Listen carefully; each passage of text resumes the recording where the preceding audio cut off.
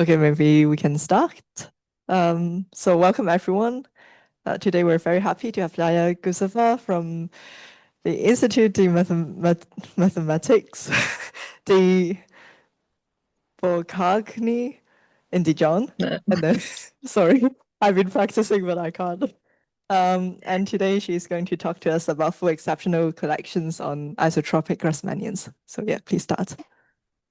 Thank you for the invitation and for the opportunity to give talk in your seminar.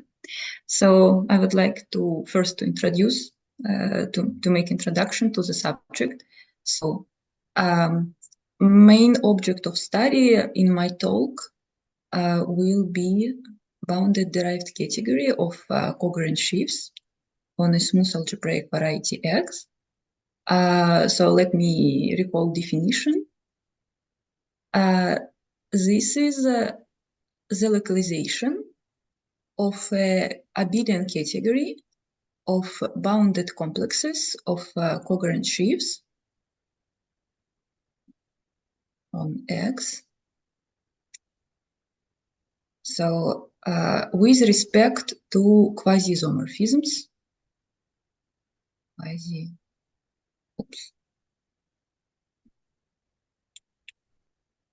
with respect to quasi-isomorphisms. So here, this is a abelian category of bounded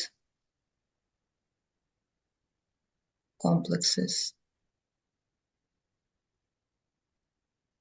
of covariant sheaves.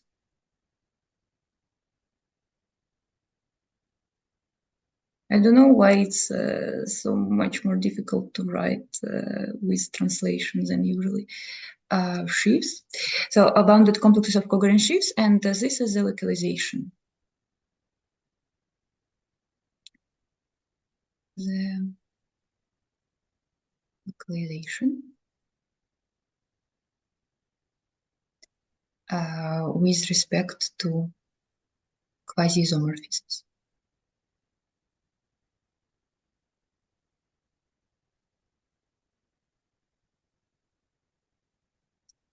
Okay, and so let me recall what we know about this object, about this invariant of algebraic variety. So first of all, objects of dbx are the same as object of the initial abelian category. So this is just bounded complexes of covariant sheaves on X. So with morphisms, story is slightly more complicated because this localization thing guarantees that all quasi-isomorphisms can be inverted, but to describe them explicitly, it requires some work and some time. I don't want to recall this. But let me just recall that dbx is almost never abelian category, but its so-called triangulated category is a triangulated category.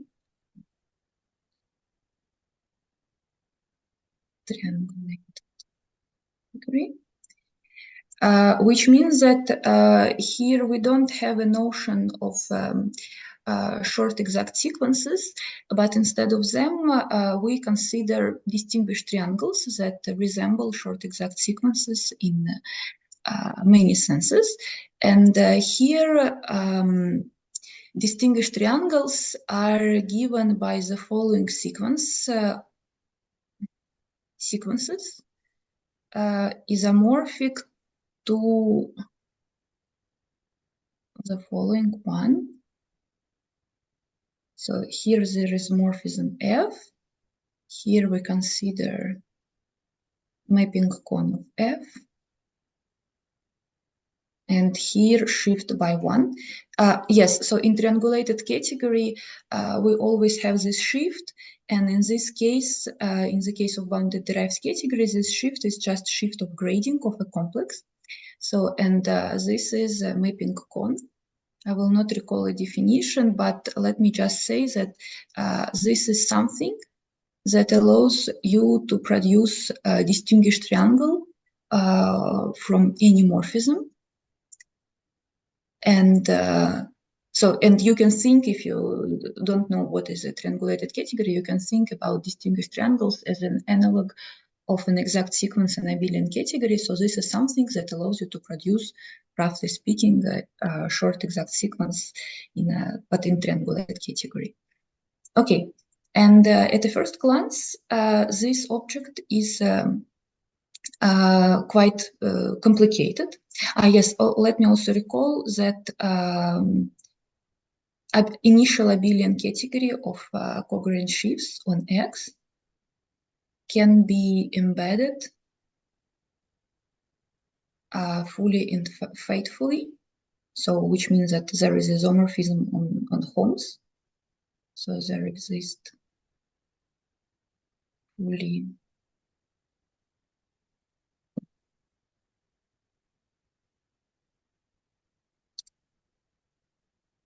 fully faithful embedding of a category of covariant sheaves into a bounded derived category of covariant sheaves on X.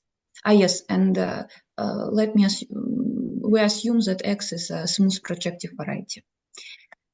Okay, so at the first glance, this object is quite complicated. But the story of my talk starts from the theorem that was proved by Bill and Son in around 1978. And he proved that we can classify all objects of of bounded derived category of covariant sheaves on projective space. And it was very unexpected result, because before these bounded derived categories of covariant sheaves, triangulated categories were introduced by Grothendieck as a right framework to work with derived functors, and this object was considered as just some technical notion that allows you, that provide right framework for homological algebra. And then this result shows that sometimes this very complicated object, it has very simple structure. Not very simple, but simple structure that can be fully described. And why it was unexpected? Because again, we can embed covariant sheaves fully faithfully in DBX. So in particular, covariant sheaves on PM can be embedded to its bounded derived category. And of course, we don't expect to be able to classify covariant sheaves. To classify them, to have some reasonable moduli spaces, we should impose some numerical conditions on them. And but here, when we extend these covariant sheaves to, we consider complexes up to quasi-isomorphism, etc., then we already can classify all objects. And of course, it gives a lot of information about initial abelian category, about category of covariant sheaves. Okay, but this so far is not a precise mathematical statement, and to make it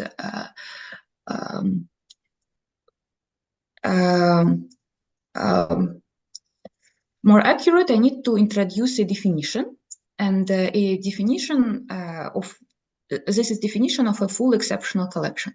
So I will say that a sequence of objects in DBX is a full exceptional collection if the following conditions are satisfied.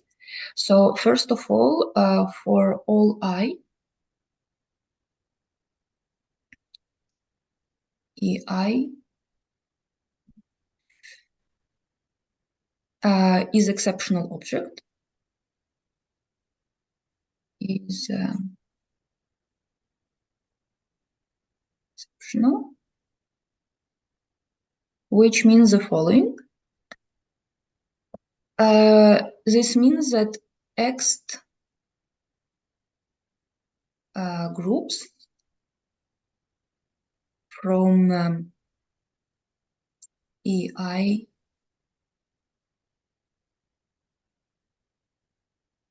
to EI, and let me recall that in DBX, this is just home from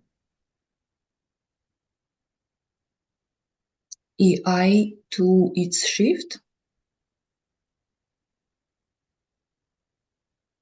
by L. So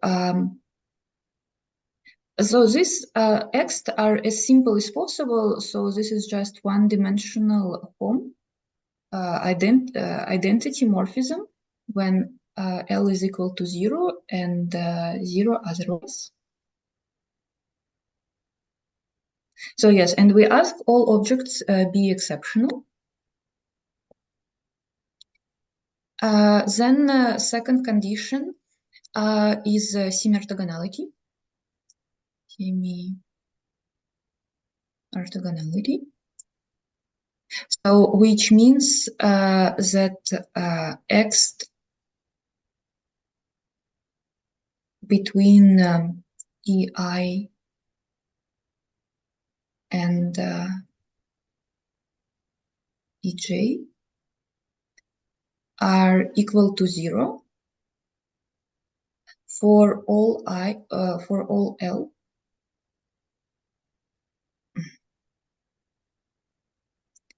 And all I greater than G. So there is no homes between objects that are more right to the objects that are more left.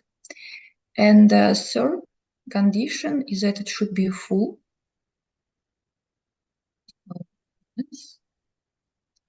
Which means that the minimal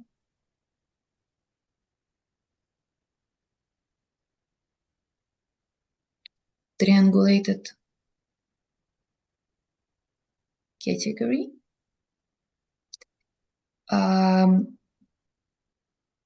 generated by objects EI, EN,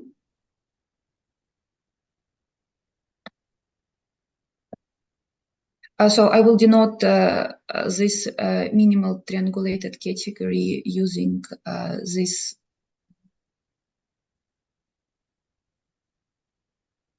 brackets. So this. So this minimal triangulated category, it should coincide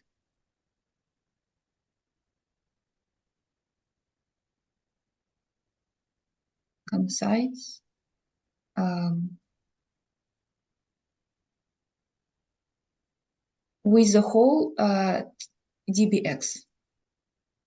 So it generates the whole DBX. Okay, and now, yes, when we will have this, I will denote, I will say that DBX has a full exceptional collection and denote it using these brackets again. And now claim is that whenever we have a full exceptional collection in DBX, then we can classify all objects of DBX. So how it works? So whenever you have an object, T,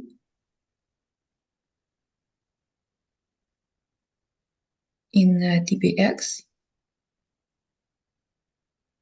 there exists a functorial chain of morphism, functorial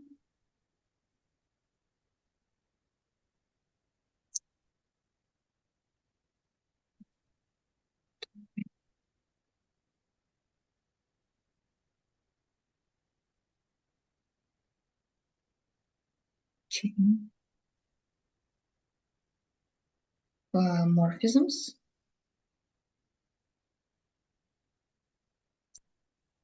So it starts from initial object T.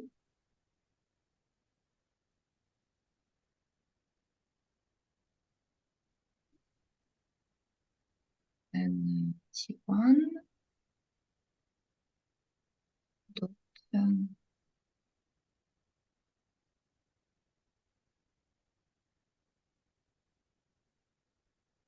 Tn is equal to 0.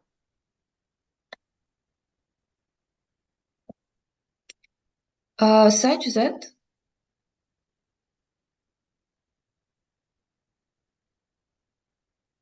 cone of a morphism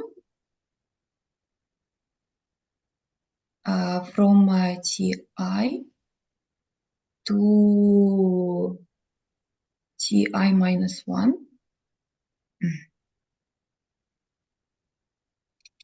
it belongs to the minimal triangulated subcategory generated by an object EI.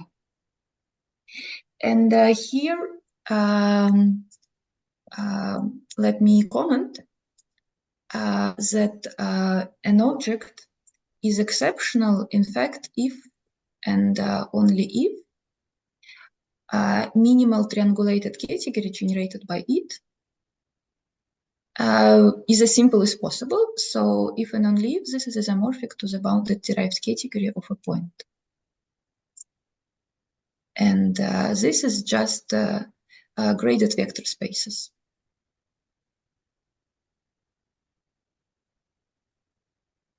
Graded. So complexes with zero differentials that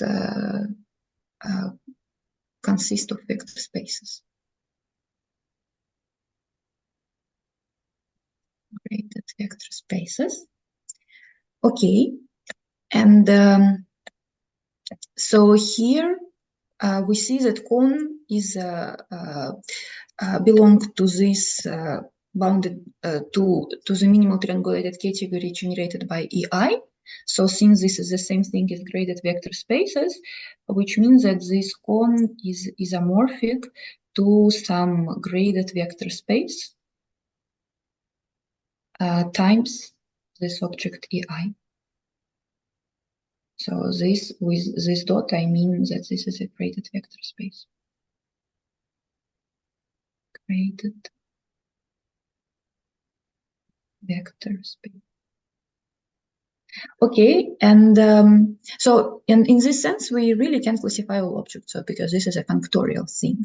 And again, let me recall that cone is something that gives you distinguished triangle from this morphism, that allows you to complete this morphism to a distinguished triangle. Okay, and let me give an example. So suppose you have a full exceptional collection that consists of two objects. Then what does it mean to have this chain of morphism?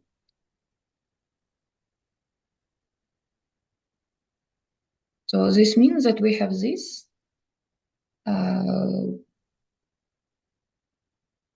T2, which is equal to 0, such that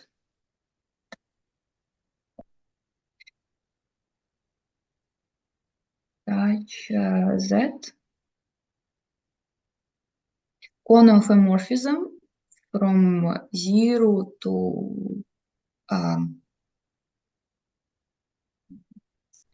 T1, which is of course isomorphic to T1. So it belongs to category generated by U2. So which means that this is some great vector space tensor product with U2. And the second thing is that cone of a morphism from T1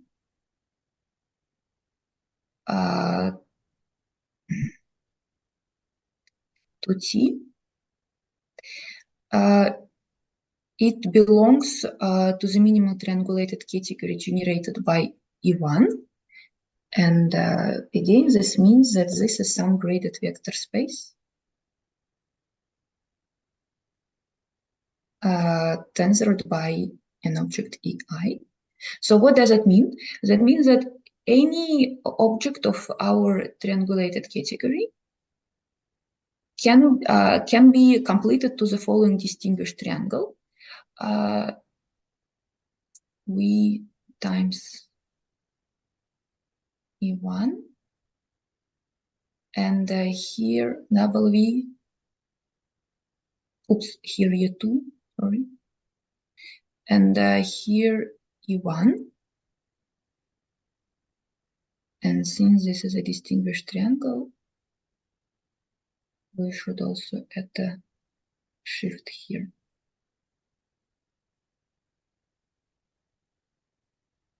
So this is a distinguished triangle. This distinguished triangle. And again, let me recall that we can consider distinguished triangles as an analog of short exact sequences, so which means that any T can be squeezed between two very simple complexes, one with zero differentials. One complex consists of object E2 and their direct sum, another by object E1 and their direct sums with zero differentials. Okay, so, and now what was proved by Sasha Bilinson. So he showed that bounded derived category of covariant shifts on Pn has a full exceptional collection, so we can classify all its objects, and this collection has very simple form. So this is just O, O1, and cetera On, so just generated by a twist of O1. Okay, but now next question is that, okay, we understand that sometimes we really can describe bounded derived category of covariant shifts using full exceptional collections. It's very nice because we obtain immediately a lot of information about covariant shifts on our variety. But now the question is when DBX, when bounded derived category, actually has a full exceptional collection. And unfortunately, we don't know answer. But there are many conjectures about this topic. So first of all, yes, let me maybe list some necessary conditions that are not sufficient, but just necessary. Is that whenever DBX has a full exceptional collection, then its Hodge numbers can be non-zero, just are zero whenever P is not equal to Q. So it has just diagonal Hodge numbers. And in this case, if I have full exceptional collection, its length N is equal to the sum of diagonal Hodge numbers, HPP. That's how we, that's because we can speak about expected length of exceptional collection, because whenever we have variety, we assume that it should have full exceptional collection. We immediately compute its length using this formula. Another thing is that its Grothendieck group K0x should be Zn, where n is again this length of this exceptional collection. So in particular for Enriquez surface, we can't have full exceptional collection. So maybe some more geometric conjecture is that it was conjectured that if DBX has full exceptional collection, then X should be rational.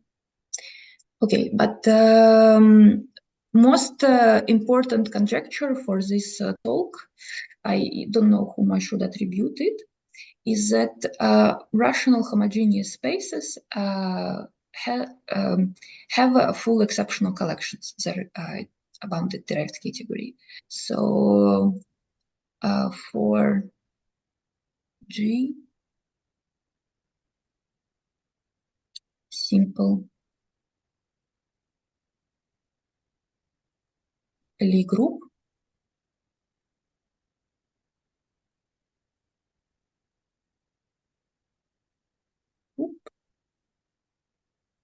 and P in G parabolic subgroup.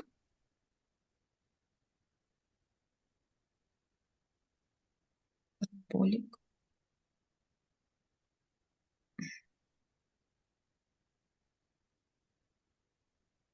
subgroup in DBG in the corresponding bounded derived category of covariance shifts on G over P. There exists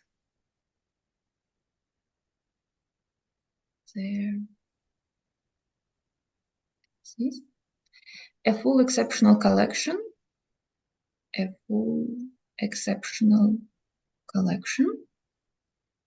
that consists of vector bundles that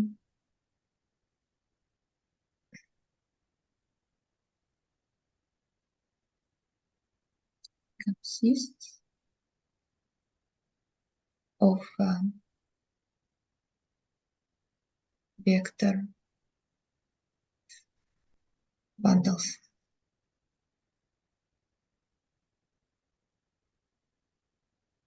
Okay, so for rational homogeneous spaces, we expect the existence of full exceptional collections of vector bundles. So it was a folklore conjecture because, as I already said, Belinson proved that for projective spaces we have full exceptional collections, and then it was Kapranov who showed that we also have full exceptional collections for Grassmannians, ordinary Grassmannians, and quadrics. And with these results, it was naturally to expect that maybe for all rational homogeneous spaces, we should have full exceptional collections. So first of all, let me say some remarks. So first of all, this conjecture easily reduced to the case of a maximal parabolic subgroup, let's say by result of Orlov and Samokhin, because roughly speaking, what was the result of Orlov?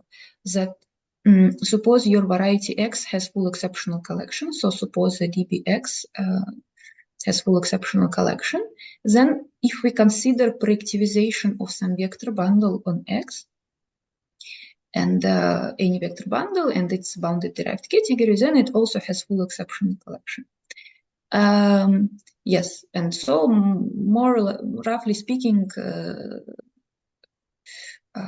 from this result, we can deduce that it's enough to prove conjecture for maximal parabolic subgroups. Okay, and now let me also present what was known before. So for classical Lie groups, for type AN, so SLN, as I already said, this corresponds to classical Grassmannians, maximal parabolic subgroups. And it was proved by Kapranov and Belinson for projective spaces. For type BN, so for group SO2n plus 1, this conjecture was known by for quadrics, again by Kapranov work, and also for orthogonal Grassmannians 2 to n plus 1, so that parameterize lines on quadrics. And it was so variety that parameterize lines on quadrics, and it was proved by Kuznetsov around 2008. Then for type CN, for symplectic group, again case of isotropic Grassmannian 2 to n, so varieties that parameterize two-dimensional subspaces and 2n-dimensional symplectic space that are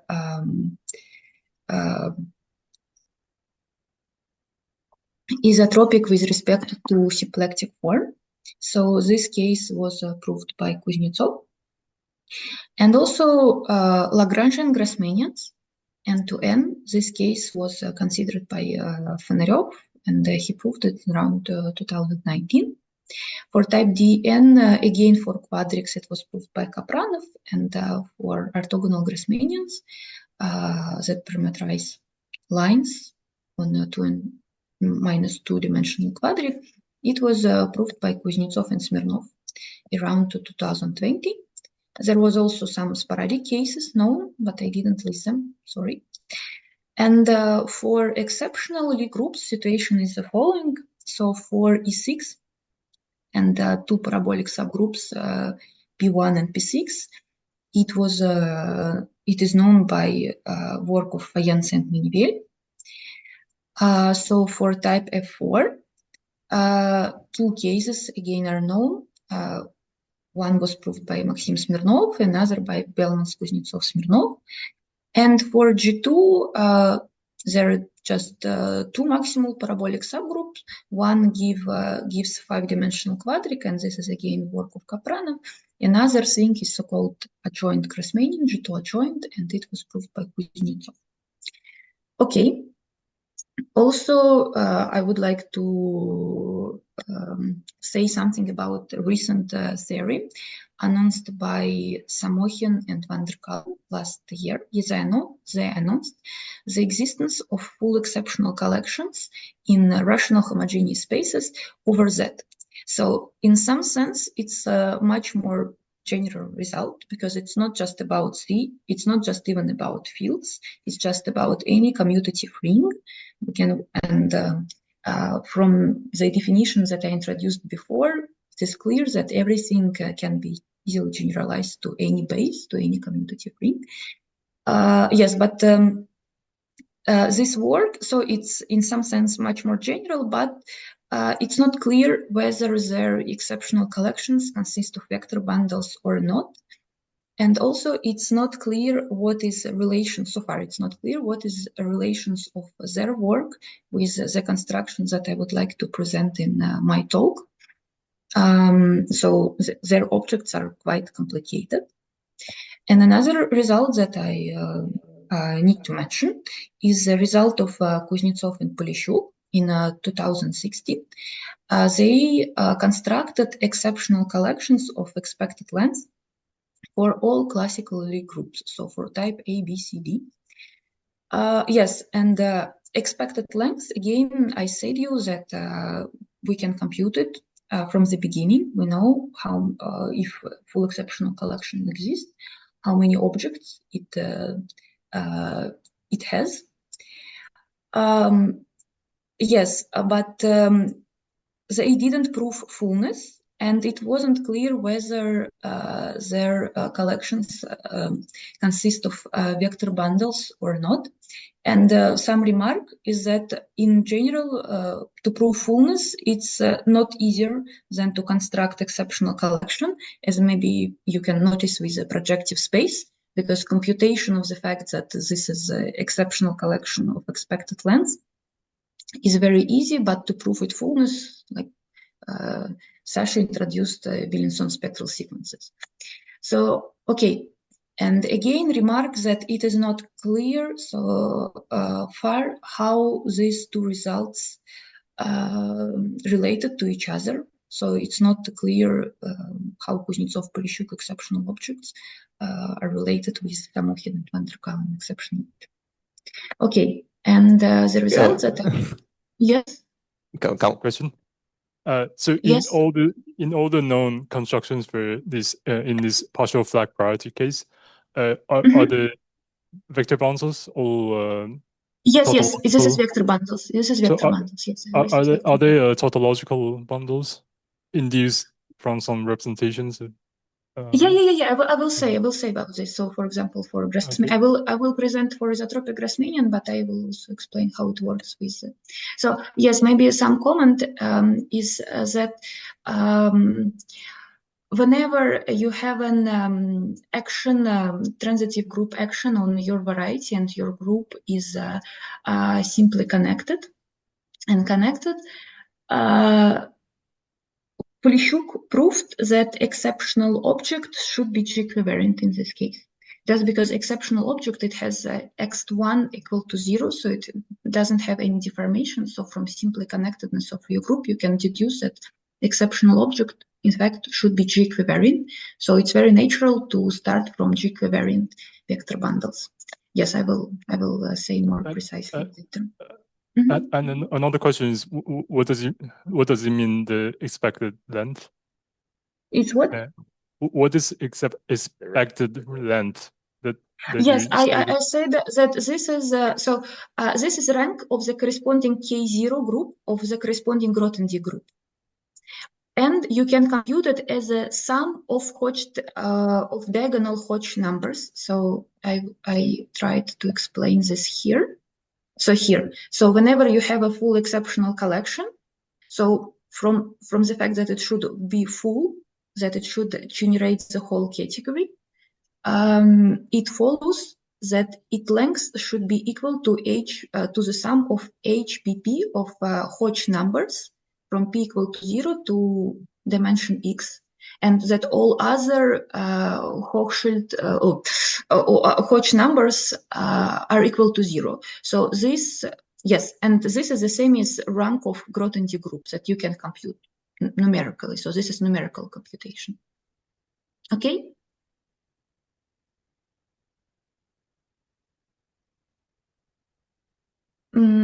Yes, and maybe another result that, maybe another thing that I should mention, that in general there exists, so whenever you have whenever you have an exceptional collection of expected lengths, unfortunately, it doesn't mean automatically that it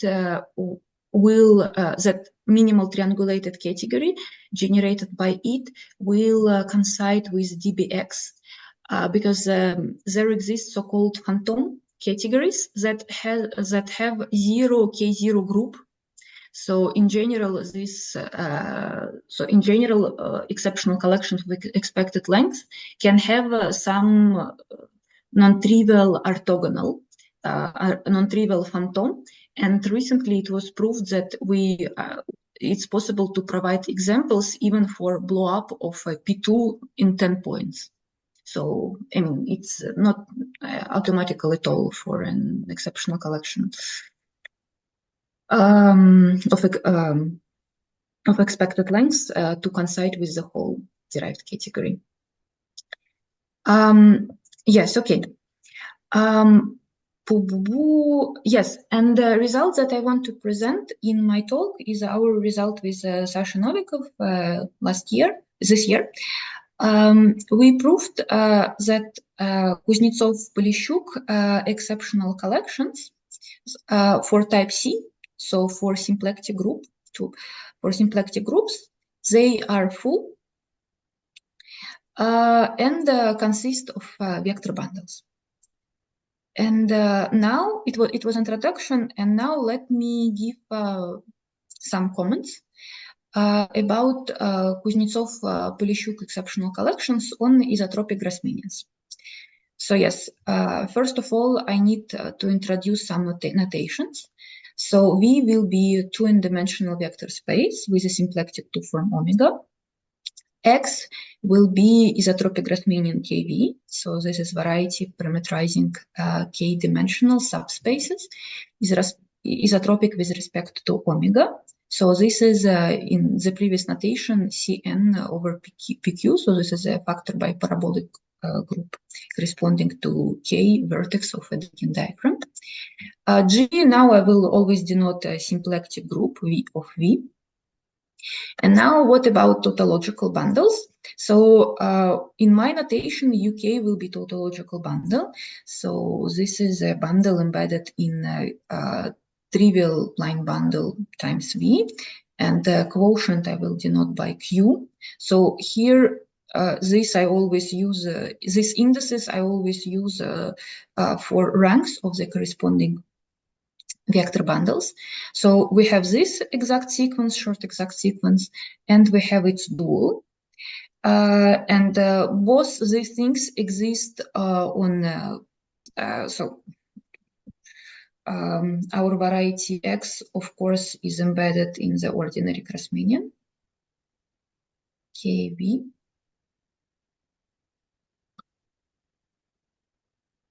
Sorry.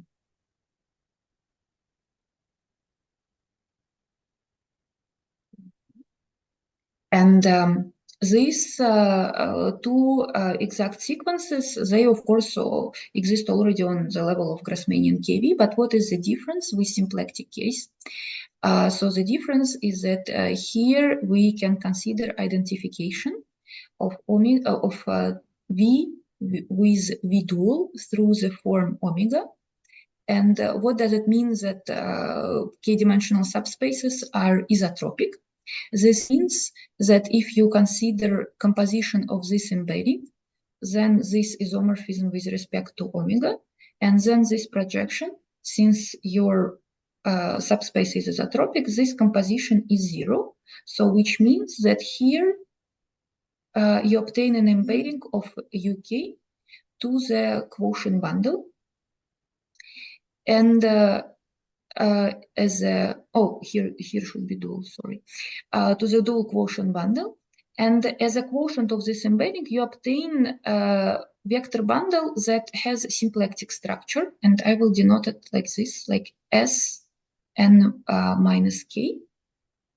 So this is a symplectic vector bundle of rank 2n minus k. Symplectic.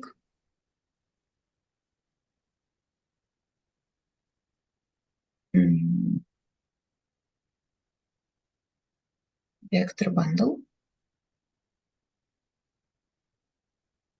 So in it has symplectic structure just because omega induce non-degenerate two form on its fibers.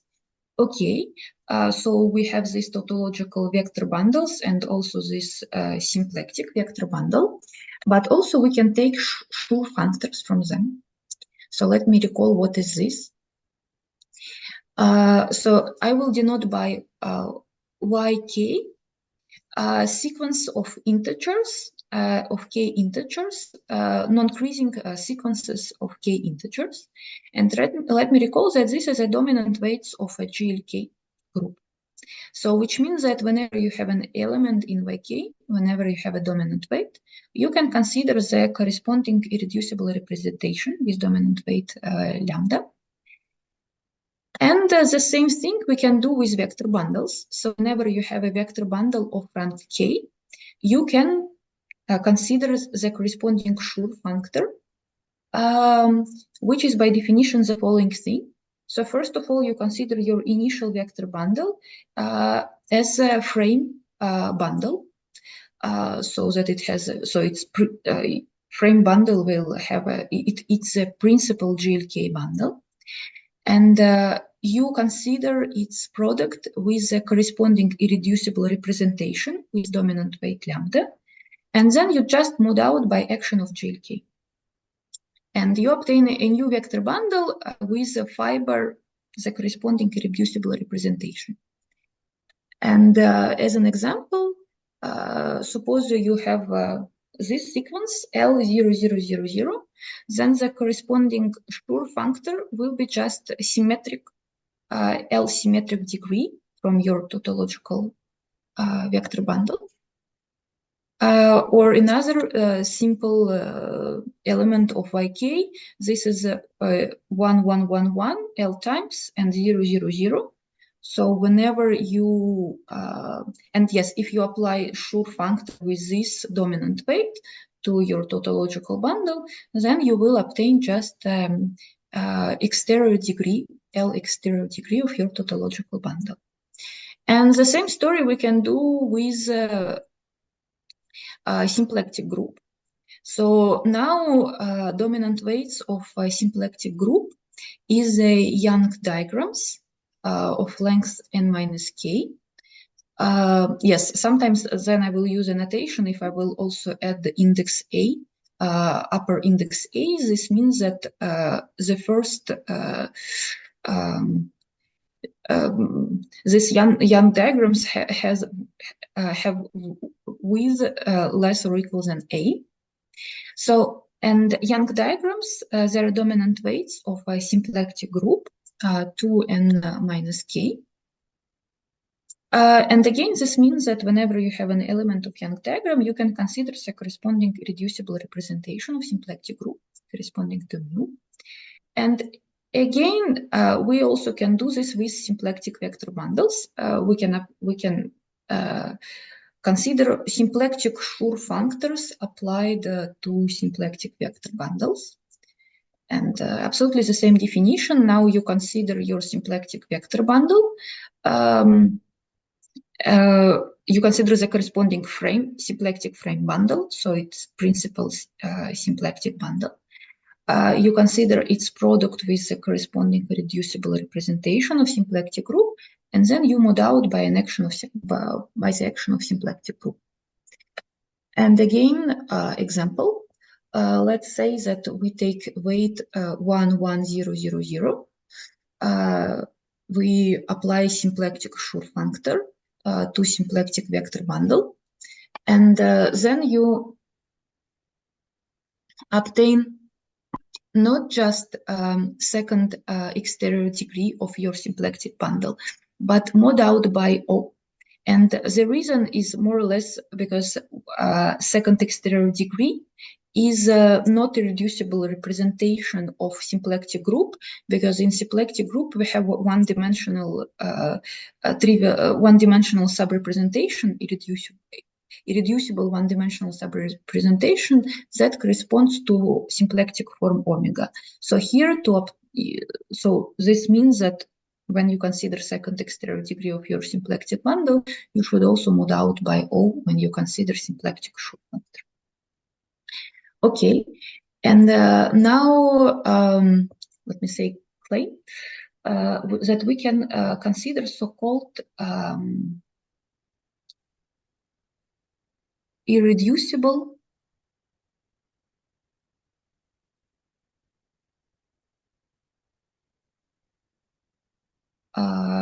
G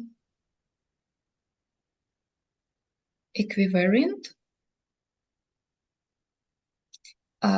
vector bundles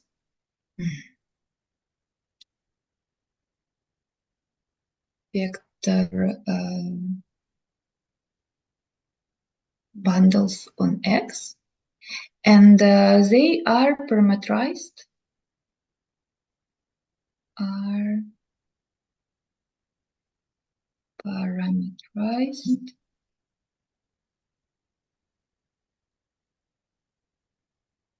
by pairs AK times Young diagrams n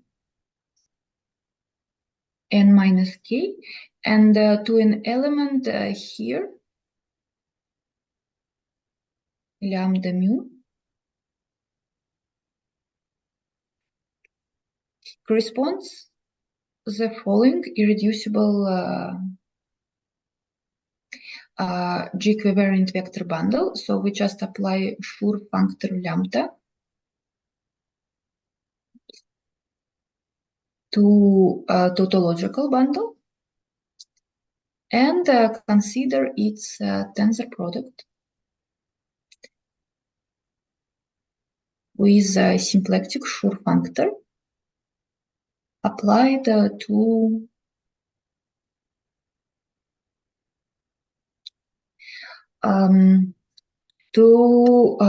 symplectic, yes, to symplectic vector bundle. Okay, and maybe some comments why we call them irreducible G equivariant vector bundles.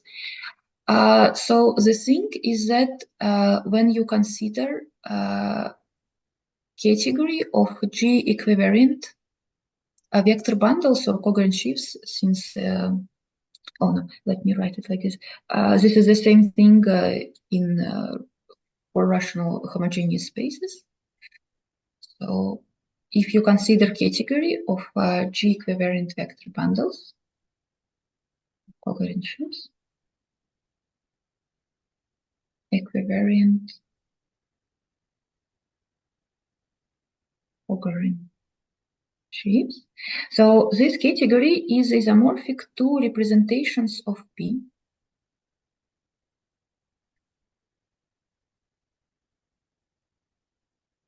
But with P, with parabolic subgroup, the problem is that it's non-reductive. So we can't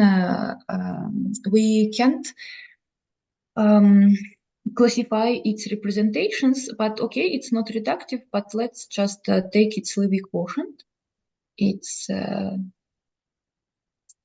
quotient by its unipotent radical. So this is unipotent radical of P. And so this quotient is called Levy quotient.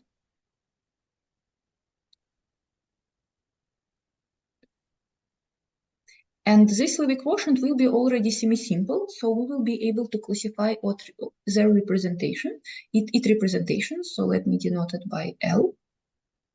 So in our case of G, Cn, and P maximal parabolic subgroup, this Levy quotient will be isomorphic to the product of GLK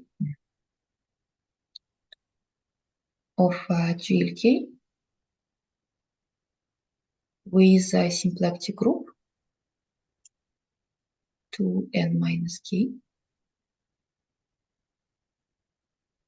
Yes, and what are dominant cons of this Levy quotient? This is just this product.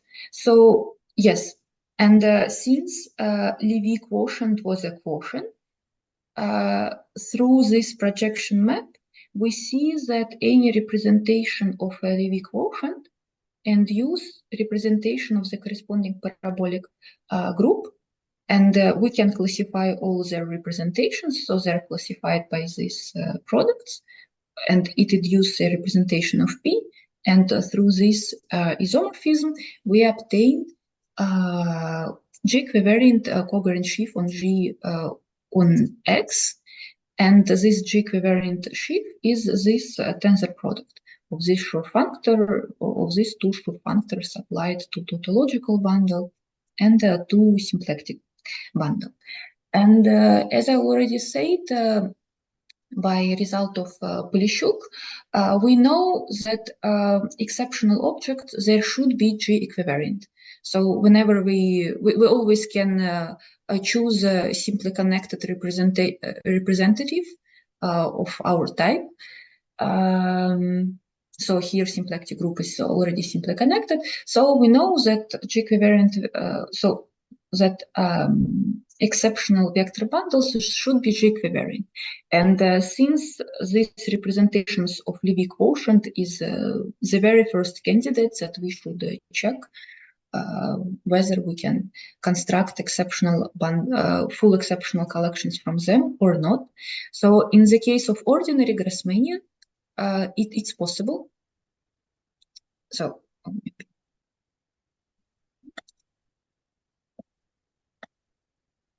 yes, the question is, can we construct full exceptional collections using these irreducible G-equivariant bundles? So for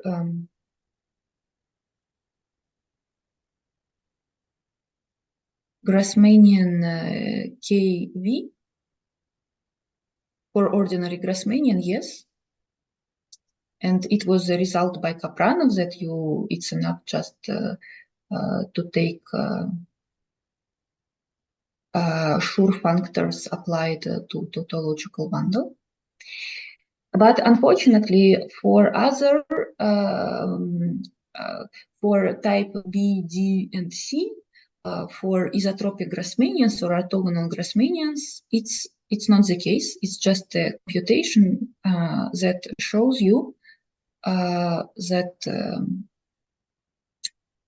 on isotropic Grassmannian, it's impossible. So on the isotropic Grassmannian, among these irreducible G-equivariant vector bundles, there is not enough exceptional objects. So we should somehow modify them. As an example, let me give an example. Sorry, so could you repeat Polishuk's result? What it says again?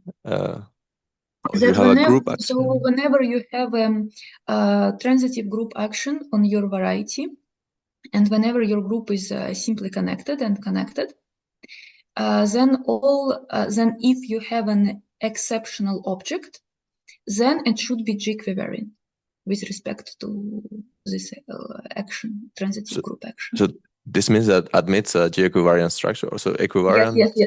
Okay. Yes. Okay, I Yes. see. Thanks. Yeah. Yes, again, because of vanishing of X, more or less. Because X1 is 0, so there is no deformation of this exception. Okay, so example, let's consider Lagrangian Grassmannian N2N. And let's take very simple vector bundle on it. It's just a tangent bundle to Lagrangian Grassmannian, second symmetric degree from tautological bundle. Then Borel-Botteville theory. All computations of cohomologies of these G-equivariant vector bundles, they are provided by Borel-Botteville theory. This is a fundamental result. I will not write it down because it's quite involved to write this down. It really allows you to compute all cohomologies of these vector bundles.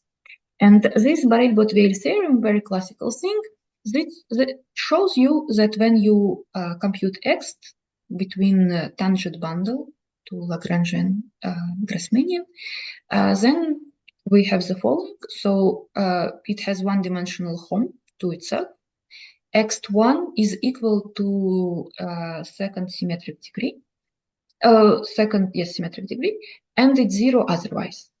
But this means that this very simple vector bundle, tangent bundle with very simple Schur functor, is not exceptional because it has X1.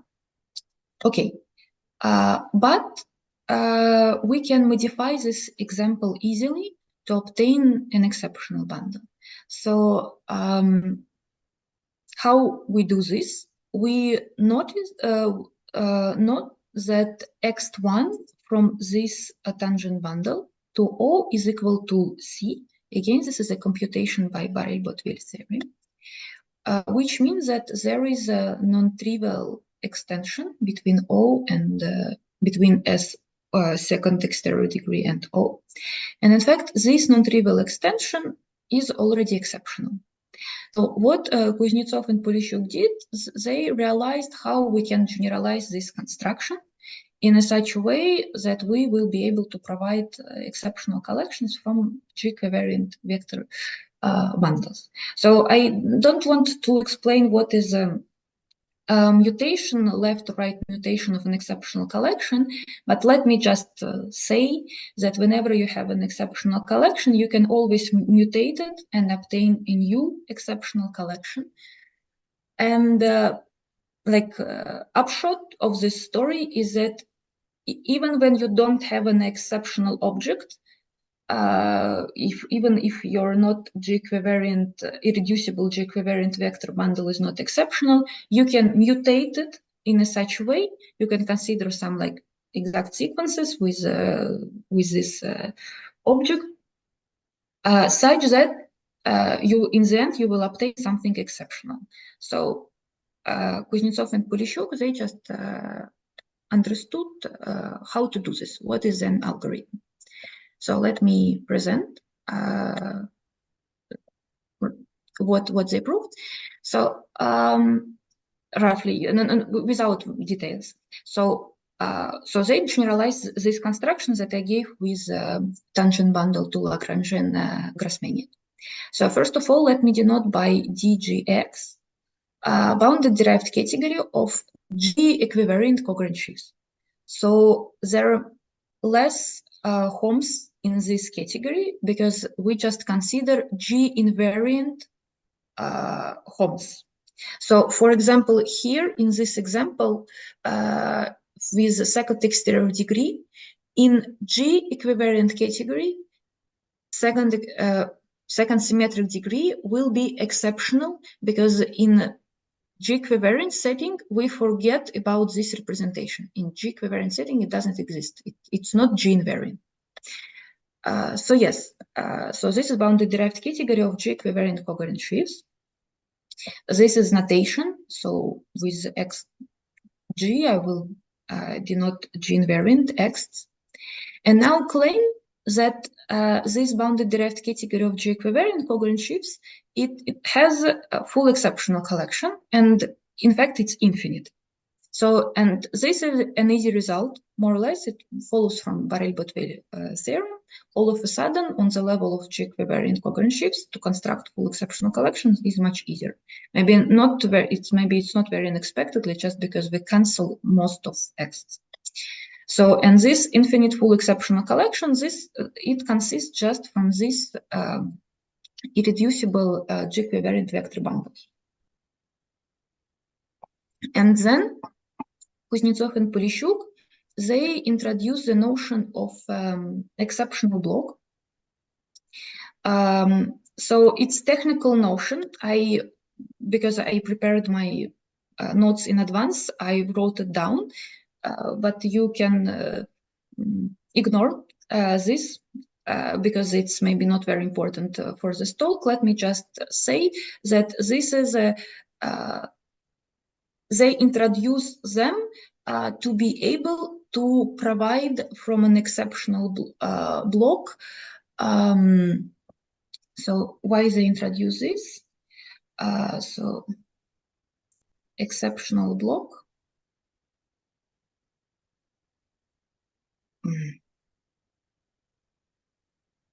Exceptional block allows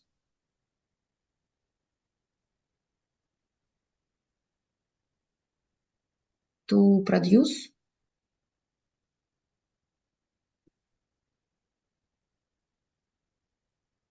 exceptional bundles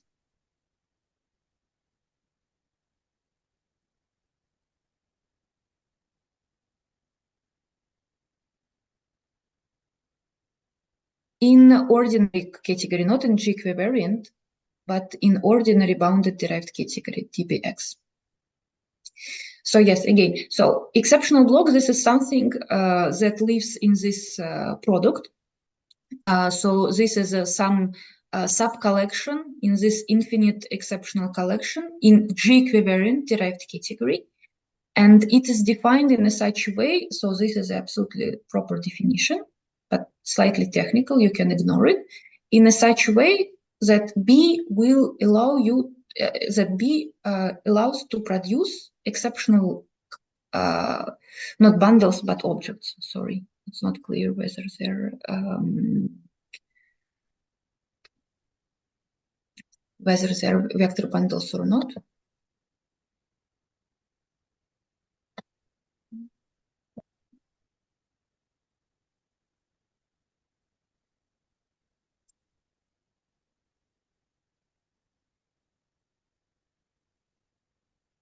So objects. So, okay, and let me explain how this construction works. So first of all, I need to introduce definition. So whenever we have an exceptional collection, we can define its right dual exceptional collection. It is like proper definition is through right mutations, but I don't want to introduce right mutations. So let me just say that this is an exceptional collection that can be fully characterized by the following properties. So each object should belong to the subcategory generated by the initial exceptional collection, and also X between dual collection and initial one are as simple as possible. So they're whether one-dimensional when I is equal to G or zero otherwise.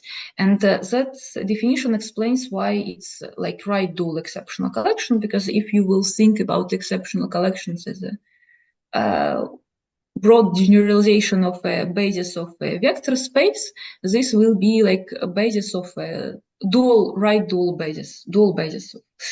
So just because of this property, so all X except one should be vanished. Okay, and now how to produce exceptional collection from an exceptional block? whenever you have an exceptional block, you consider the corresponding G-equivariant, irreducible G-equivariant vector bundles, and you consider its right dual exceptional collection in G-equivariant category. Again, there is much less Homs in G-equivariant category, so computations are easier. And you obtain some objects. So, so you obtain this right dual exceptional collection, and also you apply forgetful functor to it. So forgetful functor is just a functor from dgx to dbx, from G-equivariant category to ordinary one. And now the theorem of Kuznetsov and Polishchuk says you that whenever you have an exceptional block, so this technical definition was introduced in such a way that these objects E lambda mu that were right dual exceptional collections in G-equivariant category will be exceptional collection in an ordinary category. So I mean, this is sort of unexpected thing because so of course in DGX this is automatically exceptional collection, but I told you that there are much less Homs in G-equivariant category, but all of a sudden, whenever you consider exceptional block, this will be exceptional collection in an ordinary category. And let me come back to the example that I gave, so how it works in this case. So here we consider very simple exceptional block that consists of two weights. One is 2, 0, 0, 0, 0. Another one is just 0. So this is two weights. This is a subset in Yn. So for Lagrangian Grassmannian n-to-n. And then it's possible to compute that B is an exceptional block. This is an easy computation in this case. Yes, and now note that this pair of vector bundles, second symmetric degree and O, is exceptional collection in G-equivariant category. So because again here all because in G-equivariant category X1 that was equal to second symmetric degree, it disappeared, it cancelled, just because we consider just G-invariant vector spaces. And now if we consider its right dual collection, oops.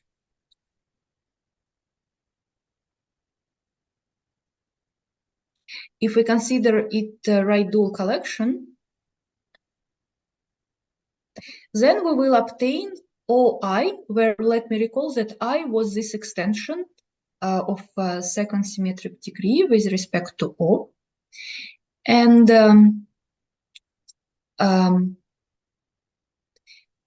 so Kuznetsov-Polishchuk result shows you that this will be an exceptional collection, but already in ordinary category.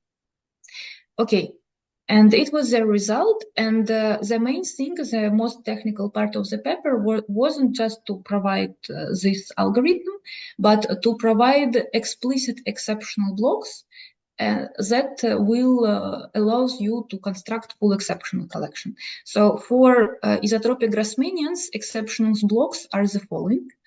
So for each T, 0, 1, etc. K, you consider the following subsets. So Young diagrams of length T and Y to n minus K minus T. So here's, recall, this is a definition of this thing. And times Young diagram, so we divide K minus T by 2 and take its integer part and consider Young diagrams of length n minus K and this width. And so they proved that these are exceptional blocks. So since these are exceptional blocks, we obtain exceptional bundles from them. That was denoted by E lambda mu T, E lambda mu with index BT. And if we denote the corresponding and let us denote by AT T, the triangulated subcategory generated by these exceptional objects twisted by T. And Kuznetsov and Polishuk, they proved that this is exceptional collection of expected length. Oops, sorry.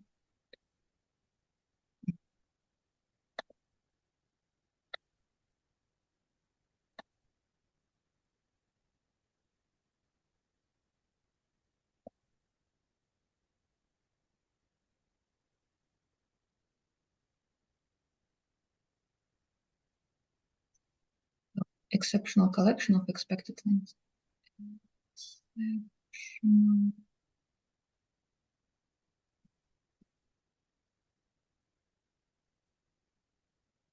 collection of that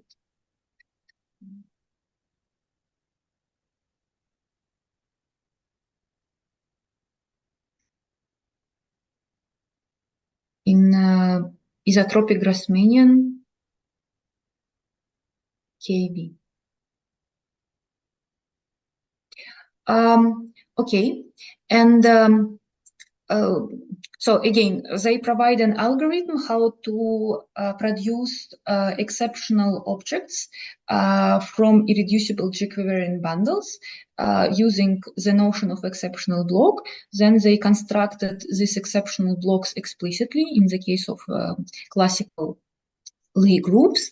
And then they constructed them in such a way that these blocks are semi-orthogonal. So there is no Holmes from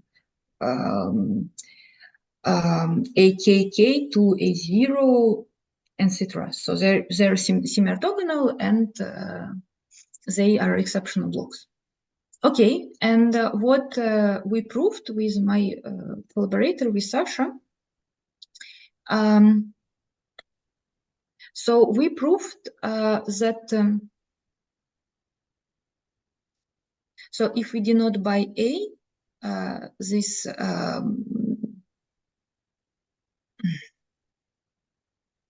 minimal triangulated subcategory generated by this is exceptional collection. So we proved that it coincides with DBX, so that this collection is full.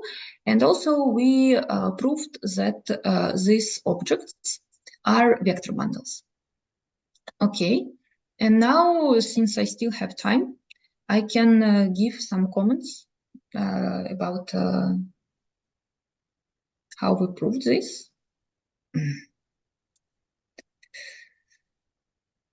So maybe I can explain just a rough idea. So to prove that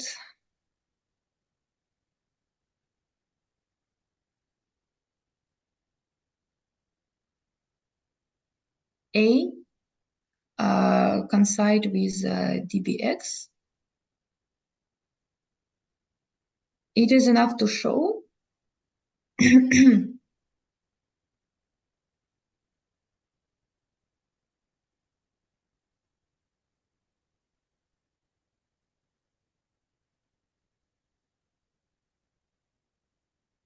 that if we twist our category A by 1, that we will again obtain something that belongs to A. So why it enough? We just need to prove this, because from this it will follows, since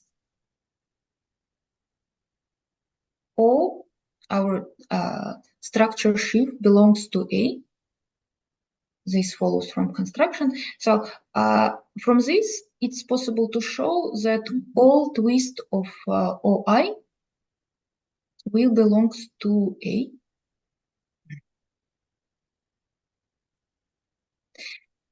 For all I equal to 0, or for all I integers.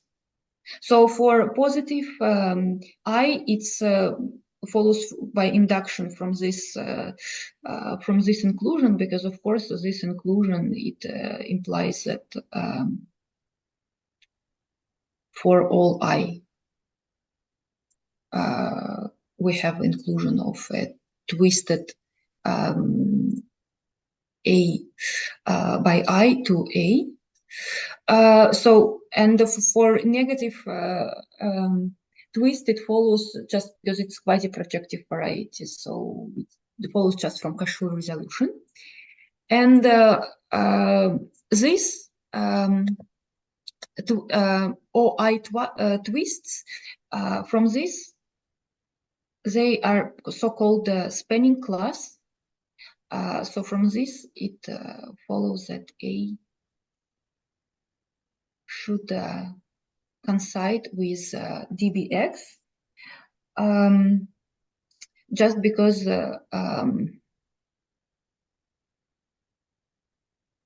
orthogonal to A should be 0. So more or less, because we work with a bounded derived category of covariant sheaves. So whenever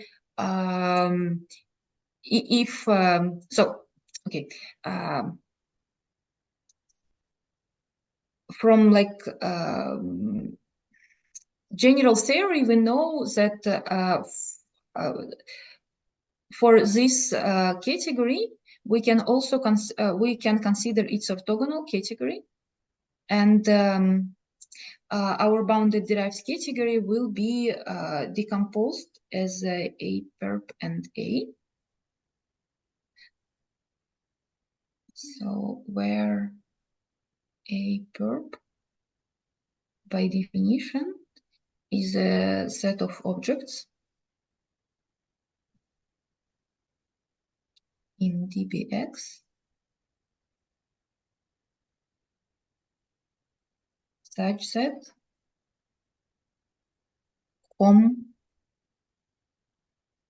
I should read this.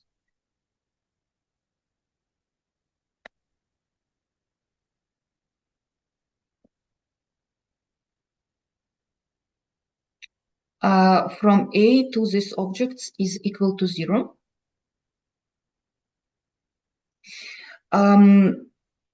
Yes. So whenever we have this category, whenever we have a subcategory A generated by exceptional object, it's so-called admissible category, left and right admissible. So we can always consider it. If we consider its right orthogonal, then from this admissibility property, we will obtain decomposition of DBX. So to prove that A coincide with DBX, it's enough to show that A perp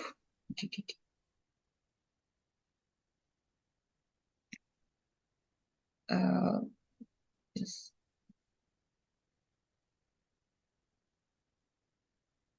To prove that A coincide with X, it's enough to prove that A perp is equal to 0. So this object doesn't exist. But whenever we have shown that all twist of OI belongs to A, then we automatically obtain that A perp is equal to 0, just because this is a category of covariant sheaves. So whenever you have a covariant sheaf, bounded derived category of covariant sheaves, whenever if it's non-trivial, there should exist some non-trivial Homs from big negative enough twist of OI to this covariant sheaf, and from the complex it's the same. For the complex is the same thing. You just consider its first non-trivial cohomology. There should be some Homs from OI to its first non-trivial cohomologies, and this means that if your complex have 0 Homs from all twist by OI to E, this means that this object is 0. Okay, So, but this is sort of a very easy observation. The problem is how to prove this, how to prove that if we twist all our objects by one, we will obtain something that belongs to A again. And to prove this, we constructed, roughly speaking, we constructed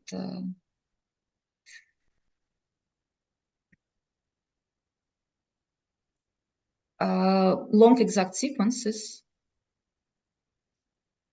long exact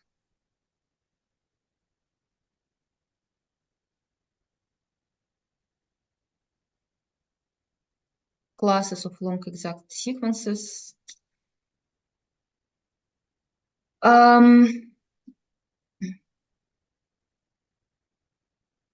That link A1 and A. So roughly speaking, whenever you have some long exact sequence A0, let's say A1,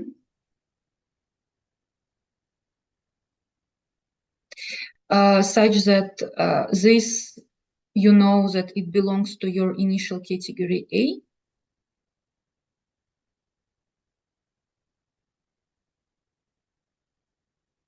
And this belongs to its twist. Then this follows that A1 will also belong to A.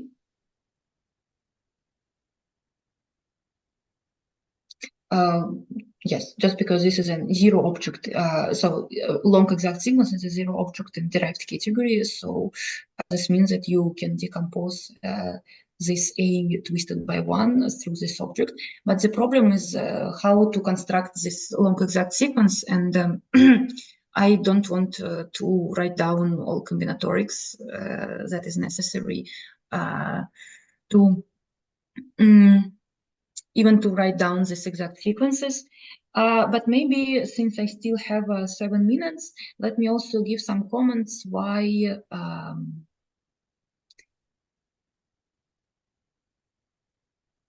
these objects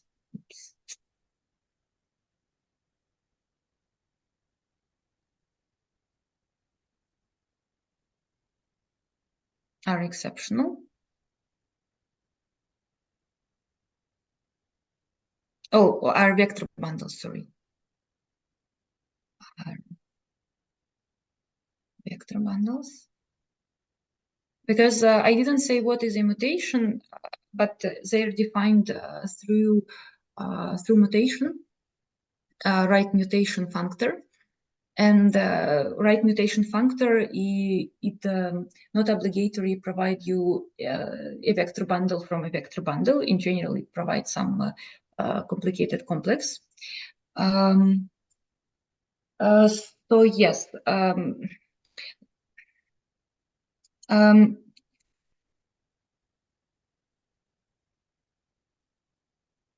So since so to prove this, we use a sort of like Fourier-Mukai transform, not really, but almost. So to prove this, we use some geometric interpretation of this object. So let me present it. So we consider flags, isotropic flags, K minus T, K B, and two projections, two isotropic Grassmannian, K minus T, and here isotropic Grassmannian.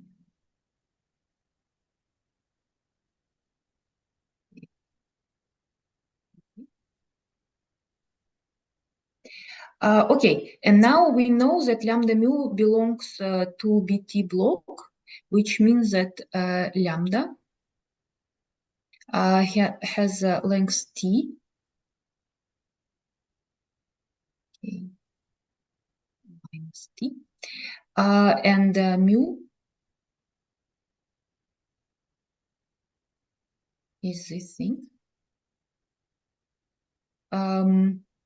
Yes, let me denote just by A. It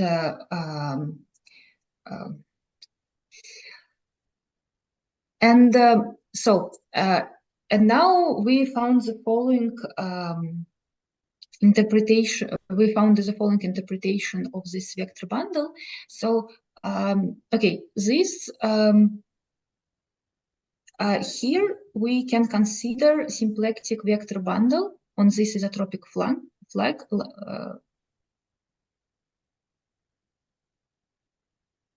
of this rank, and we can apply symplectic Schur functor to it. But before our mu had length n minus k, but let us consider mu tilde a very stupid thing. We just add t copies of A before mu. Oh.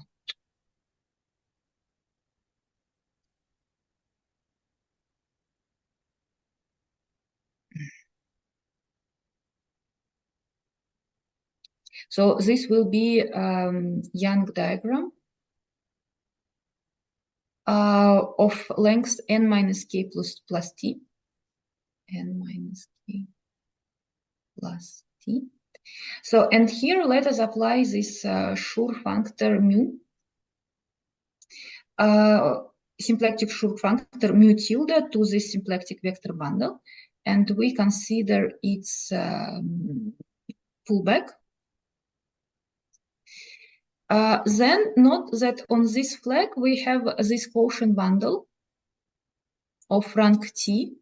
We can consider this quotient T. And to this quotient bundle, since our lambda was of length L, of length T, we can apply Schur functor lambda, ordinary Schur functor lambda. So let's tensor product with this thing.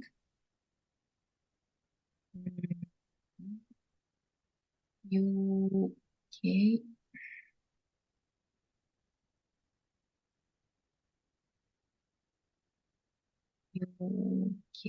minus T. Okay, and now let's just take a push forward with respect to Q. So what we proved is that an object E lambda mu dual is isomorphic. No, it's not Fourier-Mukai transform, but you can, I mean, is isomorphic to this object. So you just take a symplectic vector bundle here, apply symplectic Schur functor that is related to mu to it, consider its pullback, then tensor product with this vector bundle, and this push forward, and you obtain this. And maybe it's not very enlightening if you see this for the first time, but so the case that in fact this description is very, very explicit, and using this description you really can prove that this is a vector bundle. And through the description, through right mutation functors, it's not the case. It wasn't explicit.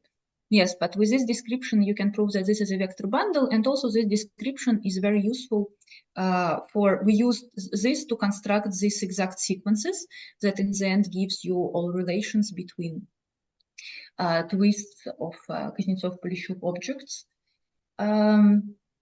Yes, and let me finish here.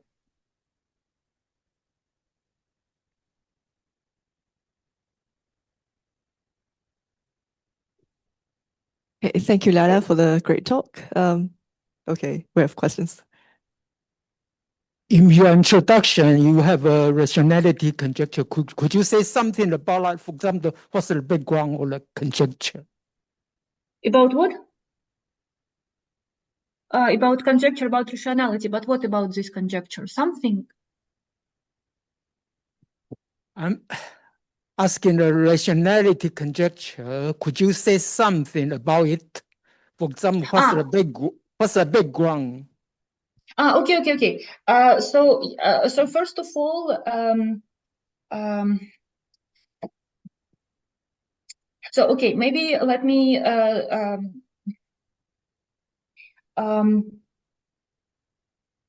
state the following thing. So this rational homogeneous varieties, they are rational, and it was expected in, yes, in the end, I think now we can prove that they have full exceptional collections, but this conjecture was even generalized because it was expected that it is expected that all cellular varieties have full exceptional collections, and cellular varieties, this is varieties that have stratification with affine spaces, and of course they're rational.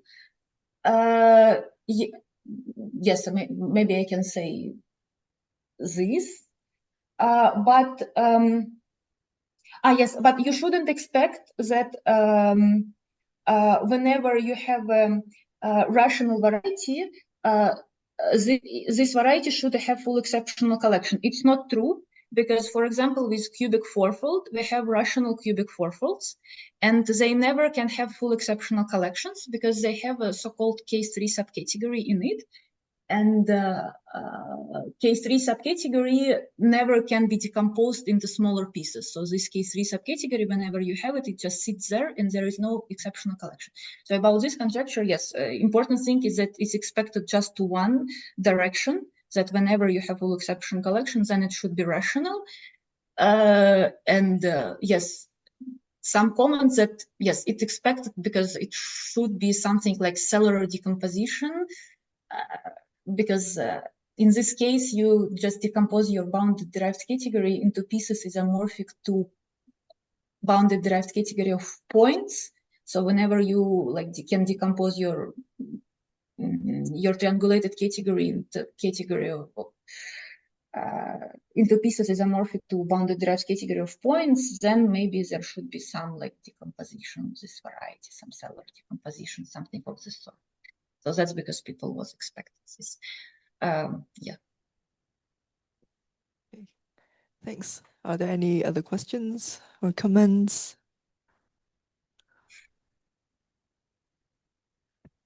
Maybe, do we know examples of exceptional objects which are not vector bundles on rational homogeneous varieties?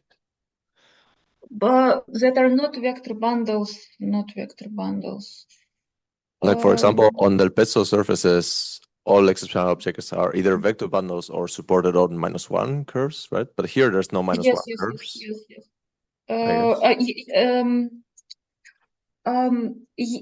Yes, but whenever you have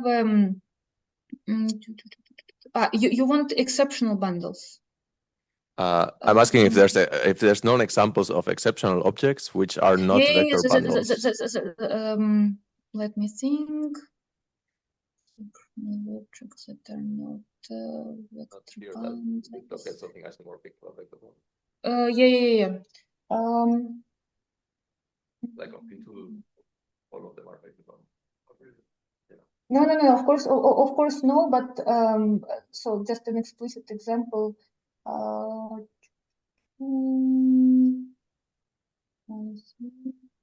Yeah, but if you consider just blow up, yes, you can consider. If you consider structure sheaf of OI, right? Right, but if you blow up, doesn't it stop that from being a rational homogeneous variety? Yeah, but you mean for rational homogeneous, not for okay. Sure. You want example for rational homogeneous. Yeah. So for rational homogeneous spaces, so yes, I think this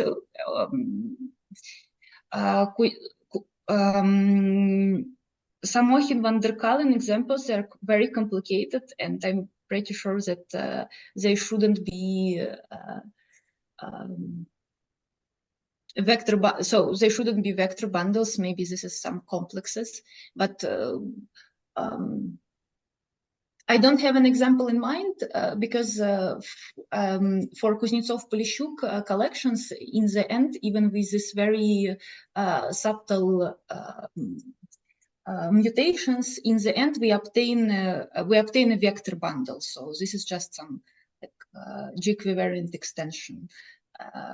So it's just a yes, I don't have an example in mind of a complex that will be okay, but they should, but you think they should exist, right? Or I think yes. I think it is possible just to provide some complex to compute. Yes. Okay, thanks. Okay, are there any more questions? If not, then let's thank Laia again.